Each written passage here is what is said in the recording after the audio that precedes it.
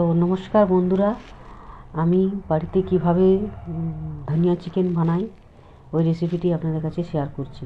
তো প্রথমে আমি মিক্সিতে ধনেপাতা টমেটো দুটো পুড়িয়ে নিয়েছিলাম, ওটা আমি মিহি পেস্ট করে রেখেছি। তারপর আমি মাংসটা মেখে রেখেছি, টক দই নুন হলুদ দিয়ে মাংসটা মেখে রেখেছি। তারপর আমি এদিকে কড়াই বসিয়ে দিয়েছি, কড়াইতে আমি সর্ষের তেল দিয়েছি। তারপরে আমি জিরে ফোড়ন তেজপাতা গোটা গরম মশলা দিয়ে তারপর 3টে মাঝারি সাইজ পেঁয়াজ দিয়ে দিয়েছি। পেঁয়াজটা ভালো করে ভাজতে হবে, 2 মিনিট ধরে পেঁয়াজটা ভাজতে হবে। পেঁয়াজ ভাজা হয়ে গেলে আমি ওটার মধ্যে আদা রসুন কাঁচা লঙ্কার পেস্টটা দিয়ে দিলাম।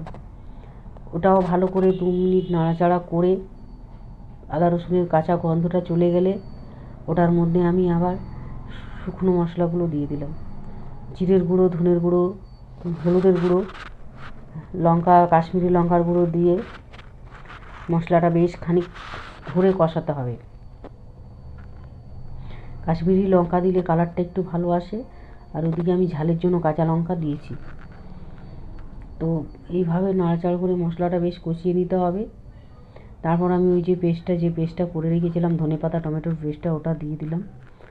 ওটা দেওয়ার পর হালকা আছে ভালো করে নাড়াচাড়া করে কষিয়ে নিতে হবে, যেহেতু কাঁচা গন্ধ যেমন না থাকে।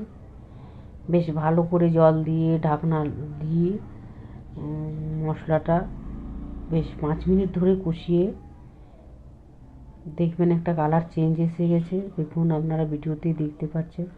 তারপরে ওই মাংসটা আমি দিয়ে দিলাম। মাংসটাকে ভালো করে ওটাও আমি অনেকক্ষণ 5 মিনিট 10 মিনিট ধরে ওটাকে আমি কষালাম। এইভাবে কষিয়ে দেখবেন মশলার মধ্যে তেল ছাড়বে।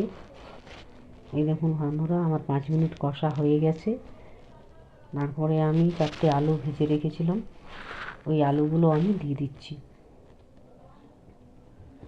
আলু দিয়ে পর আমি ওটার মধ্যে মাংসর মধ্যে আমি জল দিয়ে 5 মিনিট ঢাকনা দিয়ে দেখুন বন্ধুরা কালারটা কী সুন্দর এসেছে, একদম সবুজ ধনিয়া হারিয়া চিকেন।